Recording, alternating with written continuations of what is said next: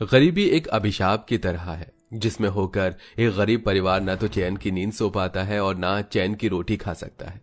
ऐसे ही दुख भरे हालातों से नरेश का परिवार होकर गुजर रहा था, जहां एक गरीब सी झुग्गी में टूटा फूटा मकान, जिसके बाहर गलियों में गंदी नालियां बह रही थी, मक्खी मच्छर भिनभिना रहे थे। भारती, भात बना कि नहीं और कितनी देर लगेगी? जी बस 2 मिनट रुक जाइए, चावल तैयार होने वाला है। कितनी देर से चावल चढ़ा रखा है। भगवान जी, अभी तक कुकर में सीटी नहीं लगी है। कहीं नरेश जी बिना खाना खाए ना चले जाएं, वरना सारा दिन भूखे रह जाएंगे। एक काम करती हूँ, इकट्ठे 2-4 उपले चूल्हे में डाल देती हूँ। आंच तेज जलेगी तो सीटी जल्दी लग जाएगी। जैसे ही भारती तेज आंच करती है तो सारा पानी कुकर के बाहर निकल जाता है। वो कुकर खोलकर देखती है। अरे नहीं, चावल तो एकदम साबुत हैं, अभी तैयार भी नहीं है। लगता है फिर से कुकर खराब हो गया, इसलिए सीटी नहीं लग रही। अब क्या करूं, बड़ी मुश्किल से तो बनिए ने उधार पर इतने से चावल दिए थे, यही खाना पड़ेगा। निराशा के भाव से भारती कच्चे चावल ही नरेश को थाली में परोसती है। नरेश जी, माफ कीजिएगा, चावल थोड़ा कच्चा रह गया होगा और बनाने के लिए कोई सब्जी थी नहीं, इसलिए अचार दे दिया। अरे पगली, इसमें इतना दुखी क्यों हो रही हो? परमात्मा ने जितना दिया है बहुत है। तभी एकदम से बंदर आके छप्पर पर कूदने लगते हैं, जिससे मिट्टी का एक बड़ा सा ढेला थाली में घिर जाता है और सारे चावल बर्बाद हो जाते हैं। नरेश की आंखों में आंसू भर जाते हैं और वो बड़े दुख से कहता है, लो, शायद आज मेरे भाग में खाना नहीं लिखा भारती, मैं चलता हूं। तभी भारती कुकर ले आती है। अजी, कुकर दोबारा से खराब हो गया, इसको बनवा ले आना। पास में ही मैली गुदरी के बिछौने पर गठिया रोग से ग्रसित ससुर राम प्रसाद पड़े थे और सास गोमती बोलती है, अरे भारती बहू, किस लिए बार बार इस कुकर को बनवाकर पैसे बर्बाद करवाती है? पहले ही काम धंधा नहीं नरेश के पास, किस जतन से वो हम सबका पेट भरवा रहा है जानती है। पर माँ जी, ये कुकर इकलौता सहारा है, आपको मालूम तो है, जिसमें भात बनता है। उस पतीले की पेंदी फूट गई है और कई बर्तन भी खराब हो गए। इकलौता ये कुकर ही खाना बनाने का सहारा है माँ जी, बहुत इस्तेमाल में आता है। लाओ तुम ये कुकर मुझे दे दो भारती, मैं बनवा ले आऊंगा। इतने के बाद नरेश काम पर निकल जाता है। तभी 5-6 साल की शालू पलक खाना मांगती है। मम्मा मम्मा, मुझे बहुत जोर से भूख लगी है, ताना दे दो। ले ले मेरी प्यारी बिटिया रानी को भूख लगी है, मैं तुम दोनों को एक ही थाली में दे दूं, खाना खा लोगी? हाँ मम्मा, मैं खा लूंगी, पर आपने खाने में क्या बनाया? मुझको आज सब्जी पूरी खाने का दिल कर रहा है। शालू की सब्जी पूरी खाने की फरमाइश सुनकर उस गरीब लाचार माँ का दिल मचल जाता है। वो डबडबाई आंखों से कहती है, शालू बेटी, मैंने केवल चावल बनाया है, तुम दोनों नमक तेल से खा लो। मुझको नहीं खाना है नमक तेल चावल, वो बिल्कुल भी टेस्टी नहीं होता। मम्मी, हमारे अड़ोसी पड़ोसी तो डेली डेली कितना स्वादिष्ट खाना खाते, तुम भी बनाओ ना। शालू, तू तो मेरी समझदार बेटी है ना, तुझको पता है ना पिताजी का काम नहीं चल रहा, ऐसे जिद नहीं करते, खा ले मेरा बच्चा। फिर मन मारकर दोनों बच्चियां खाने लगती हैं तो सास रोते हुए बोलती है, समझ में नहीं आ रहा विधाता, तू क्यों सारी परीक्षाएं मेरे ही गरीब परिवार से ले रहा है? अब और गरीबी सही नहीं जाती भगवान जी। माँ, तुम रो मत, चुप हो जाओ, भगवान जी सब कुछ ठीक कर देंगे। ऐसे ही दिन ढलता है। नरेश सारा दिन लेबर चौक में बैठा रहता है। भगवान जी, पूरा दिन गुजर गया, आज तो 1 रुपया नहीं कमाया। घर पर राशन पानी कहां से लेकर जाऊंगा, क्या करूं? मन शांत करने के लिए वो कुछ दूर में बसे जंगल में आके पेड़ की छांव में आराम करने लगता है। तभी एक 70-75 साल का बूढ़ा कमजोर आदमी सिर पर पिटारा लिए जा रहा था। राम, अरे कितना कड़ा घामा हो रहा है। कोई बात नहीं, थोड़ी दूर और जाना है। बुजुर्ग के कमजोर शरीर को देखकर नरेश को उस पर दया आ जाती है। लाइए बाबा, ये पिटारा मैं उठा लेता हूँ। अरे तुम्हारा बहुत बहुत धन्यवाद बेटा, लाओ तुम्हारा कुकर मैं ले लेता हूँ। अरे नहीं नहीं काका, रहने दीजिए। बेटा, तुमने भी तो मेरा बोझ उठाया है, तो मेरा भी फर्ज बनता है कि मैं तुम्हारा बोझ उठाऊं। जीवन की गाड़ी ऐसे ही चलती है, मुझको बस 2 कोस दूर ही जाना है। नरेश रास्ते पर उस बुजुर्ग आदमी से बात करते हुए चल रहा था। तभी दूर एक उजड़ी पड़ी हुई झोपड़ी के पास रुक जाता है।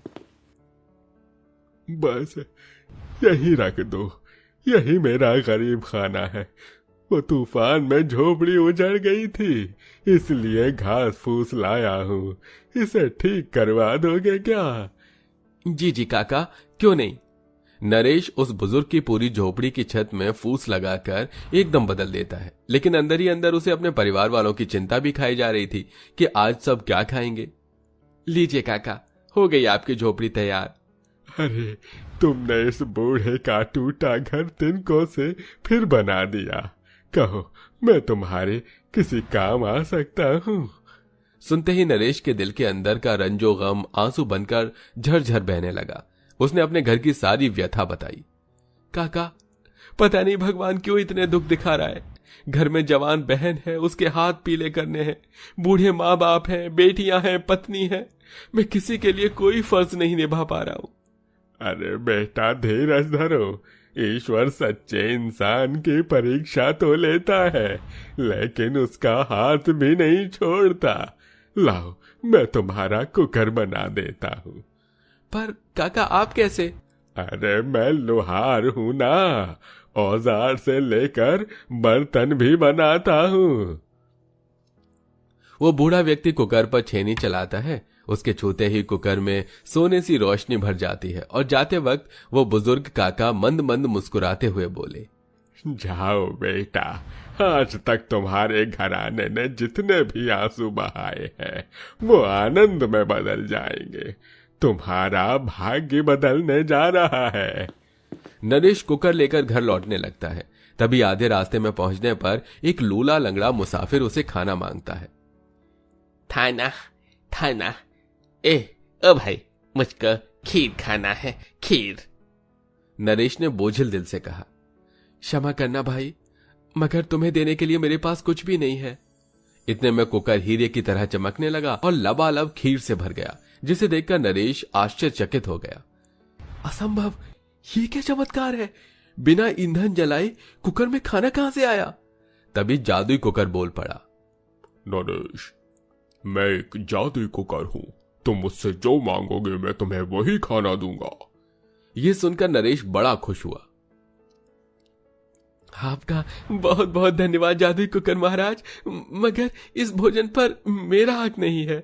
नरेश ने एक केले का पत्ता तोड़ा और पूरे दिन ईमान से सारी खीर उस लूले व्यक्ति को देकर आगे बढ़ा, जहां 5 अनाथ भूखी बच्ची उसकी प्रतीक्षा में बैठी थी। तभी गौरी ने सोना मोना से कहा, देखो देखो बहनों, राजा जी आ गए।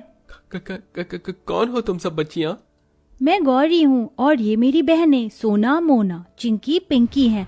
हम सब भूखे हैं, हमें भोजन खिलाकर तृप्त कीजिए। हाँ, ठीक है, जो खाना है बता दो। मुझे पुलाव, गुलाब जामुन और शाही खाना खाना है, और मुझको इमरती खाना है। बच्चियां जैसे जैसे इच्छा जताती हैं, जादुई कुकर में से वही खाना निकलकर उनके सामने पेश हो जाता है। 5 पेट भरकर खाती हैं, जिसके बाद 5 बच्ची एक में समाकर देवी का रूप ले लेती हैं। नरेश हाथ जोड़ लेता है, हे देवी, आप कौन हैं? नरेश, मैं देवी अन्नपूर्णा, तुम्हारी धर्मपत्नी मेरी प्रिय भक्त है। वह प्रतिदिन अपने भंडार घर में से मुझे खाना अर्पण करती है, इसलिए मैंने उसकी भक्ति का फल दिया। लेकिन मेरे लिए ये जानना आवश्यक था कि तुम मेरे दिए गए जादुई वरदान का कैसा उपयोग करते हो। इसलिए मैंने तुम्हारी परीक्षा उस लूले और इन 5 बच्ची के रूप में ली। अब जाओ, ये जादुई कुकर जीवन भर तुम्हारे भंडारे को भरा रखेगा। ये बोलकर देवी अन्नपूर्णा जादुई कुकर के अंदर समा जाती हैं। घर पहुंचते पहुंचते अंधेरा ढल जाता है। बरसात काफी मूसलाधार थी। पूरा परिवार झोपड़ी में भूखा बैठा था, जबकि पड़ोसियों के घरों में पकौड़े बन रहे थे, तो कोई भुट्टे, तो कोई पिज्जा, सब अपनी अपनी सामर्थ्य के अनुसार खा रहे थे। तभी नरेश घर में दाखिल हुआ। भैया, आप आ गए? पिताजी ने दिन भर से कुछ नहीं खाया, गठिया ने और ज्यादा जोर लगा दिया है, और आज आप खाने को कुछ लाए हैं क्या? तब मायूसी से नरेश ने कहा, नहीं बहन, खाने को कुछ नहीं लाया। हे भगवान, अब क्या खिलाएंगे इनको?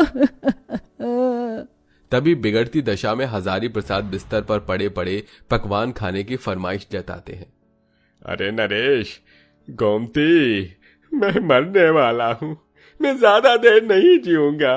मेरी आखिरी इच्छा यही है, मैं 56 पकवान खाना चाहता हूँ। यह सुनकर पूरा गरीब परिवार सिसक पड़ा, क्योंकि घर में अन्न का एक दाना मौजूद नहीं था। तभी कुकर इठलाते हुए बोला, अरे ओ मोटा दिमाग नरेश, क्या देख रहे हो? ले जाकर मुझे हॉट सीट पर चढ़ाओ। Hot seat? क्या भला है? तुम क्या कहना चाहते हो जादुई कुकर? अरे बिन पैंदी के लोटे, मुझे ले जाकर चूल्हे पर चढ़ाओ। नरेश ने जादुई कुकर को चूल्हे पर रख दिया। कुकर में से किसी खरे सोने के समान रोशनी निकलने लगी और तरह तरह के पकवान जैसे बालूशाही, मटर पनीर, शाही पनीर, पालक पनीर, भुजिया, गुजिया, शाही टुकड़ा, मिठाई, सबसे भरी 56 भोगों की थाली आ गई।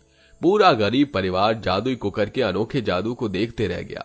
तभी जादुई कुकर कॉमेडी करता हुआ बोला, अबे आंखों से कत्ल करने का इरादा है क्या?